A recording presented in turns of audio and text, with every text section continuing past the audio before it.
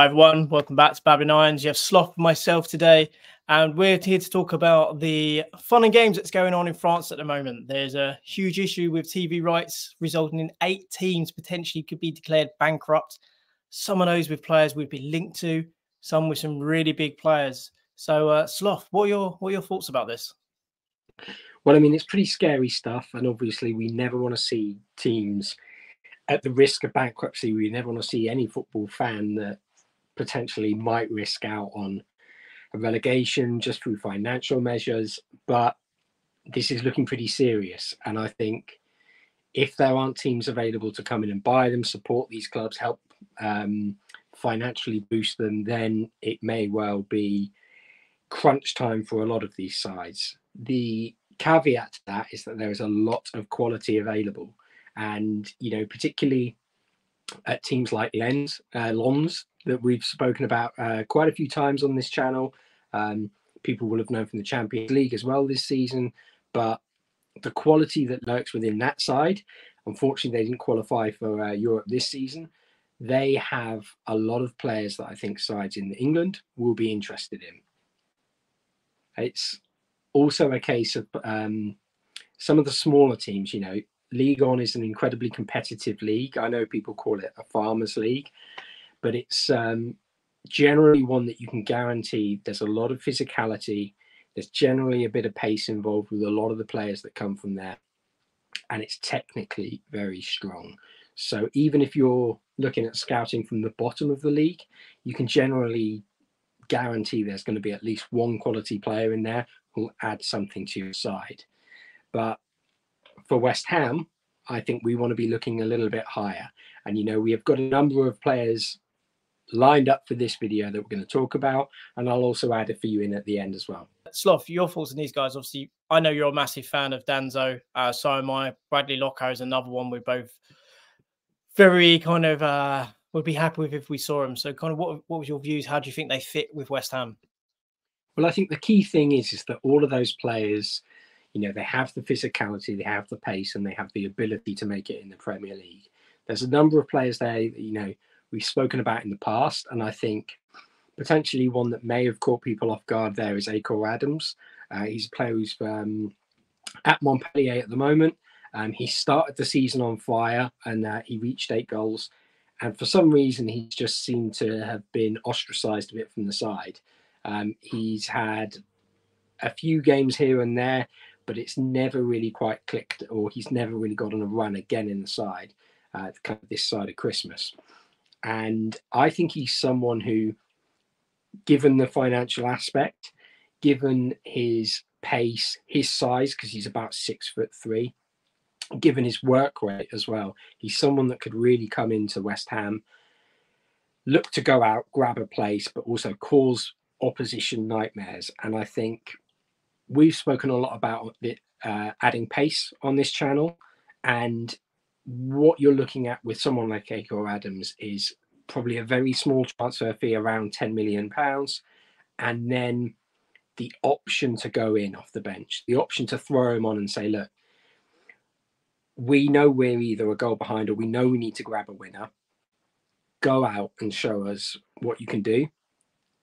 Worst case scenario, if he's a bit of a flop, which personally I don't think he is, because the stats and the work rate overall that he's shown for Montpellier at the start of the season, I think if he can produce that in the Premier League, he will be an incredibly exciting player to watch, and someone who would be looking to gain a place in the squad as well.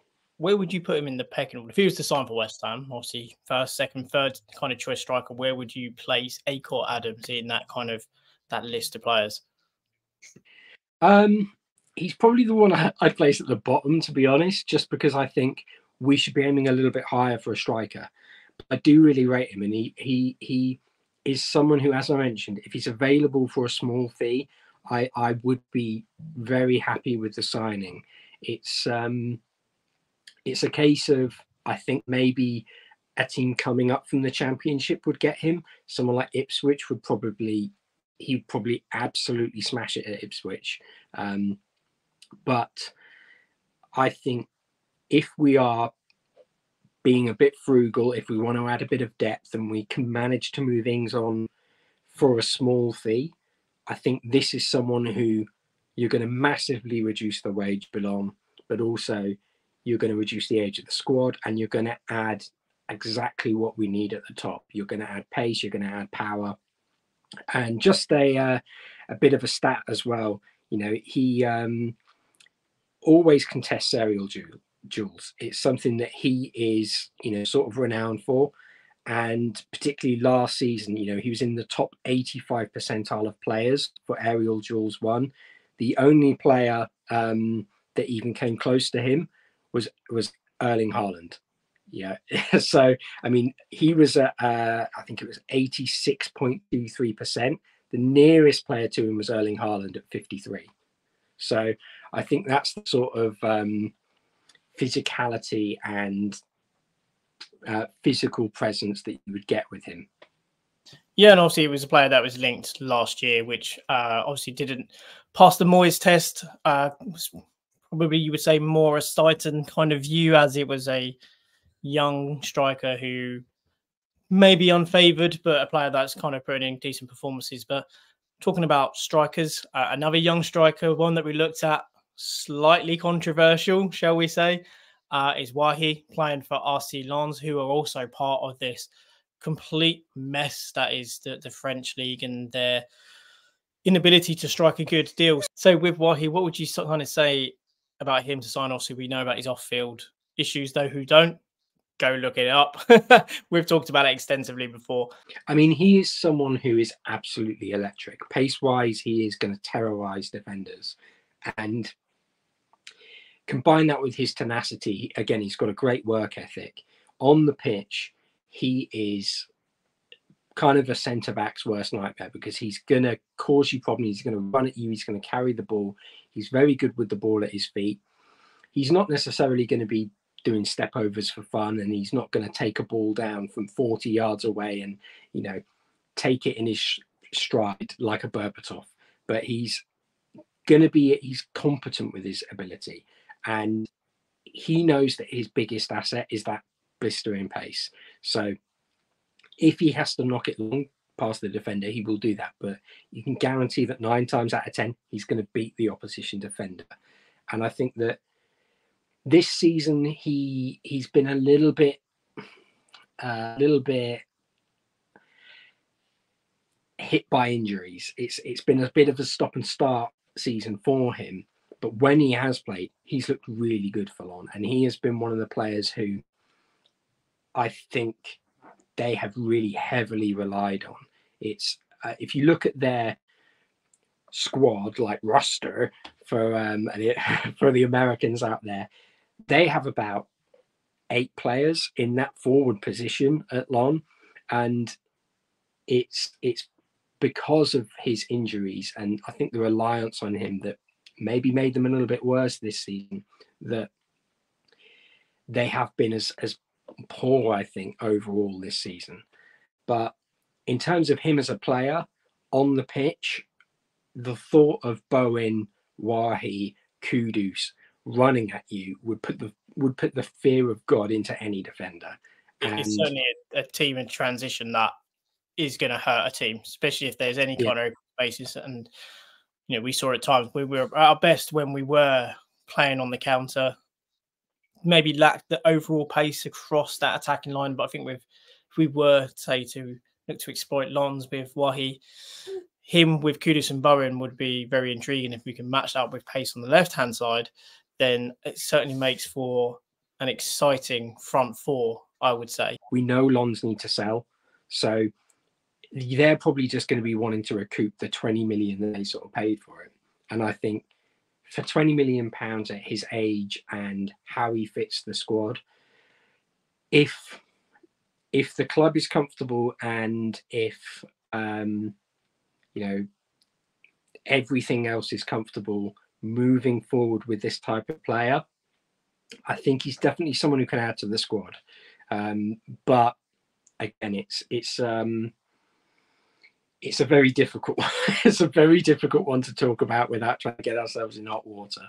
But he is definitely someone who on the pitch performs, And I think the issue with this conversation is that he was a minor as well when this happened. So it's very tough to talk about. And it's all alleged. You know, there's no proof, shall we say? So yeah, it's not like a Mason Greenwood. It's yeah, yeah, exactly. Yeah. We'll stop there on that one as well. That's going into murky waters. But before we kind of move on to the defenders that we maybe could look at, because we know we're looking at a centre back, we know we're looking at a left back, and there are a couple that we think are very good options. You may have noticed in the top, well, to my right and just above Sloth to the left here, we have our sponsor, Emotiv. But before we move on, we're just going to have a quick little word from our boy Frankie, who's not with us today, to talk about our sponsor. This video is sponsored by Emotiv. Emotiv provide cutting-edge digital services, solutions, and training to companies and businesses of all sizes. Emotiv have worked with some fantastic brands in the past, as you can see behind me, the likes of Apple, Google, Tesco, and of course, Babylon Irons. Emotiv offer 4 key services, the first being digital solutions, the second being professional training and coaching, the third being fractional experts, and the fourth being AI readiness. We're going to be working with Emotiv on our channel to improve how we showcase the data to you guys in our breakdown videos and data analysis videos. If you want to find out more information about how Emotiv can work with you, make sure to scan the QR code now, which will take you to emotivtouch.com, where you can find out more details about the company, and the link will be in the description. A massive thank you to Emotiv once again for sponsoring this video, and let's get back to it. Yeah, so yeah, Frankie's there again, and once again, yeah, thank you to Emotiv for being our new sponsor. So if you didn't see, we did do an announcement video over the weekend. Go check it out. Talking about the new beginnings of West Ham and also new beginnings for us as well. But anyway, back to West Ham, the players and so on that we potentially could look at from Ligue. 2 defenders that we could look at, particularly central defenders, is one Agadou at Stade de Reims, and also at RC Lens, we have Kevin Danzo. So Danzo's certainly a player me and you've been happy with. We would be happy with. He's a homegrown player as well. So yeah, Sloth, in terms of what he can bring to West Ham, for those who don't know about Danzo, what kind of player is he, and what kind of aspect could he bring to West Ham? Well, I think there's before we touch on him and his time in France, I think clear your mind of the Danzo who played at Southampton, because he was very, very unlucky. He does qualify as homegrown because of his time at the Reading Academy as well, coming through there, and obviously at Southampton as well. But he is much more suited to centre-back position. I know he was utilised as a right-back quite a lot at Southampton. He can play there, but it's not his strongest position. And I think finding a settled spot now, utilising him in that centre-back position, has very much gotten the best out of him. He is someone who's very composed on the ball. I know quite a lot of people will have seen him at the Euros. He impressed there. Austria as a whole did, to be honest. But he's someone who's very physically strong. He's quick. He's composed on the ball. He's got a decent range of passing. And in terms of his aerial dominance, I think you can look at him and compare him to Zuma. When Zuma was in his first season at West Ham, he is very, very strong. And leap-wise, he's not got the tallest leap, but because of his stature, he's generally going to win it 9 times out of 10. He is a very strong defender overall. And I think if we are lucky enough to be able to move Zuma on and Aguerd, if we were to miss out on Todibo, this is an excellent alternative. And I know that there's been talk of RC wanting to exploit this release clause of around 40 million euros. If this financial trouble is as serious as it is, then, I very much doubt they're going to be able to get that. So in terms of value for money, maybe he could just edge someone like Todibo out. And I think coming into the side, he'll probably have a point to prove in England. He will know the language, he will know the country. And I think in terms of that sort of risk of settling, it's probably going to be next to non-existent with him. Yeah, I totally agree. And also, he's 6'3". He does have very good pace. So physically imposing.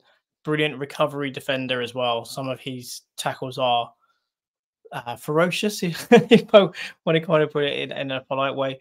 But if you look at statistically, he's also quite similar to Kilburn and also, believe it or not, Aged. So it'd be interesting that should he come in, that would give us that platform again to that ball playing footballer that we've kind of talked about wanting. And another player, I guess we said Agadou, who is a physical unit and very imposing player, plays for Stade de Reims, who obviously did very well under Will Steele. What's your view on him? Well, I'll talk about another Stade Reims player as well at the end of the video, but Agbadou is someone who I think is really, really strong as a centre-back overall. He kind of caught the eye for a lot of people when he played against PSG. They got a 1-1 draw away at the Stade de Paris, and he was fantastic. You know, he absolutely dominated Kylian Mbappe. And when you're talking about Agbadou, he is 6'3". He's from the Ivory Coast, but he's built like a wardrobe. You know, he's massive, and he's not quite as composed on the ball as a player like Danzo, but he's a very safe centre back. You know, he can hit a long ball, but it's not quite an Aouar level. It's not quite a Danzo level of ball playing ability. It's more like giving you a Vidic, essentially this robust physical unit for centre back who's no nonsense. Exactly, and for someone as physically strong as he is, he's very quick, and any ball coming towards him, he's going to attack.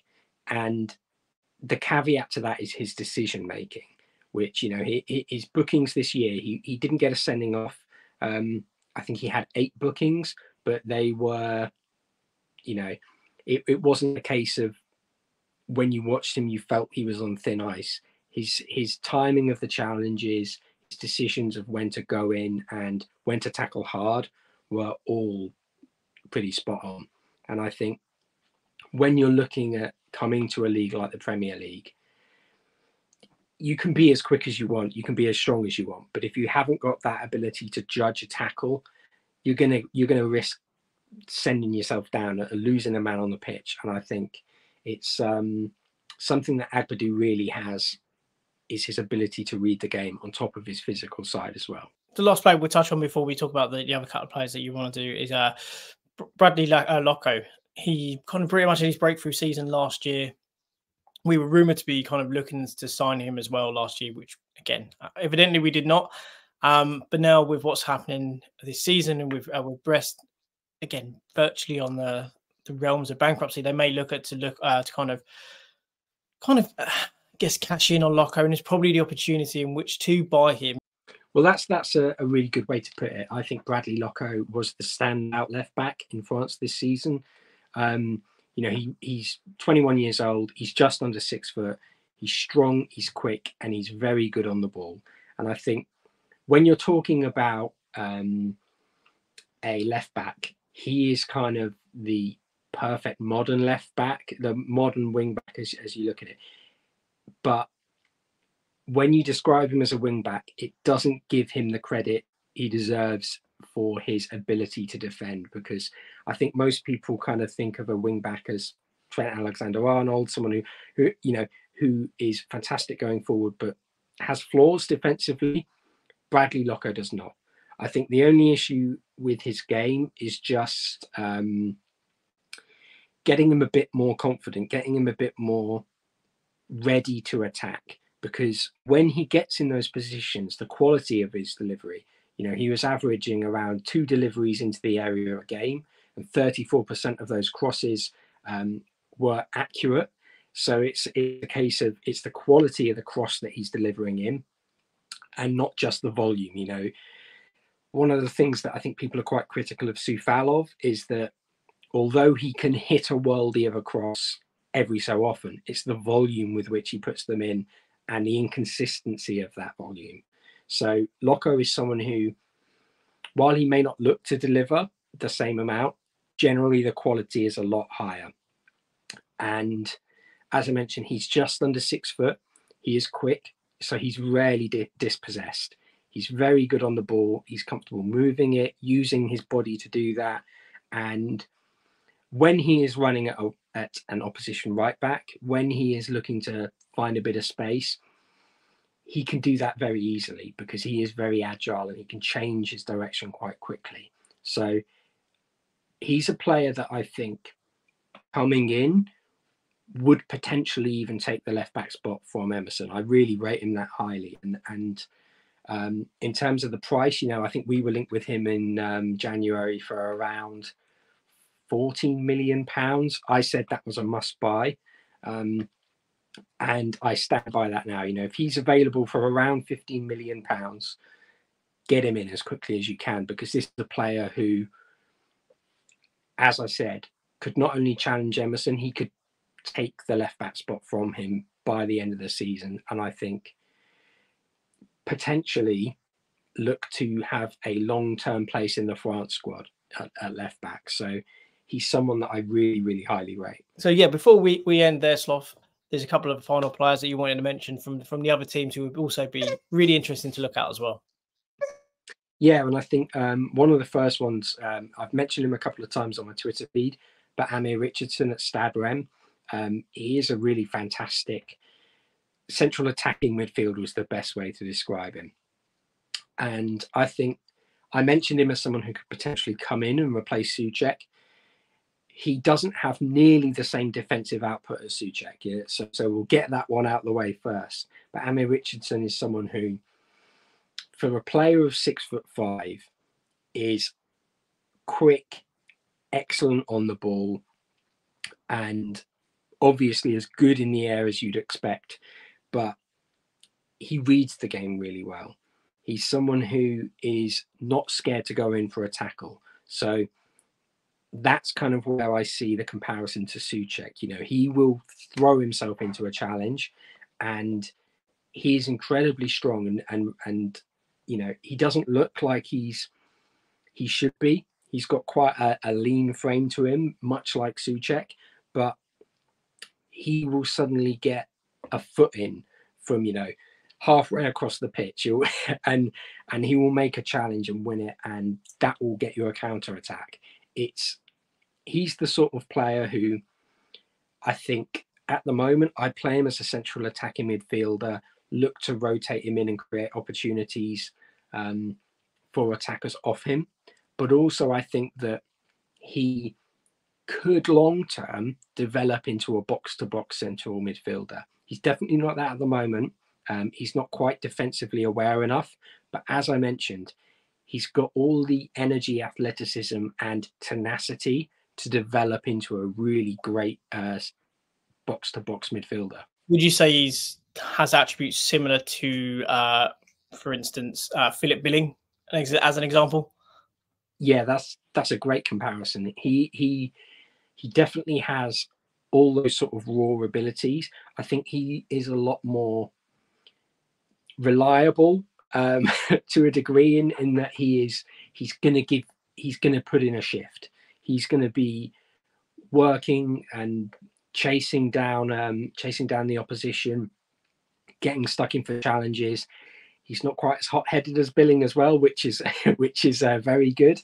And he's also got that bit of a pace edge to him. He's a bit quicker for me as well. And I think when you look at the potential of having Alvarez, Ziyech, Richardson as options, like, with a Paqueta buzzing around them or with a Kudus in the middle, that's a fantastic prospect. It's the sort of pace and ability that I know fans can be quite split on Ziyech at times, but it's the kind of ball playing ability that I think we want him to have at times. And if we can develop him overall, I think he will be a great long-term replacement for him. Yeah, and your final pick, Sloth, who would that be? So he's also a player we were linked with, and he is Sangate. You know, so he's a player at Le Havre, and he is a Senegalese centre back. We were linked with him in January, and I've seen the link pop up a couple more times. But he is 6'3", 22, light-footed, and he is a bit of an old school defender. You know, we've talked about Aouar, we've talked about Danzo, and quite composed centre backs on the ball playing. This is a guy who doesn't have any, like, you know, he there's no doubt in what he's going to do. He's either going to clear it, he's going to clear out the man, or he's just going to play the short ball. And look, that defensively sounds like a West Ham fan's wet dream. It sounds like the French version of a the Senegalese version of a Dawson, essentially. Yeah, like, I think much like Dawson, when he gets the sort of glimpse of a long ball, he will play one. He can do it, but he is first and foremost defensively minded, and I like centre backs like that. I think West Ham fans do as well. But he's someone who, you know, we were linked with, I think it was about £12 million. Again, that's great value because he is only 22. But I think if you're looking at an option to come in, he can play right back as well, which is also a big boost for us. We love these centre backs who can play right back, like Mavropanos. But if you can have a 6'3" youngster who is quick, quite, you know, technically strong, he's got a decent first touch, but as I mentioned, he's not looking to carry it forward a lot. I think if you have him as depth, rotation in, that's an excellent option to have for the money that we're kind of talking about. Yeah, as we said earlier, Sloth, as horrible as the situation is in France with these Ligue teams, we've got to be like sharks in the water and kind of really go and take these players that we feel that can obviously benefit as a club. I'm not saying players that we feel more about the club, what the club feels, but we really have to be really kind of, I guess, opportunistic. This is the sort of situation where I think you can get some of the best results for that. You can really find value for money and players who are going to add to the first team for a smaller fee.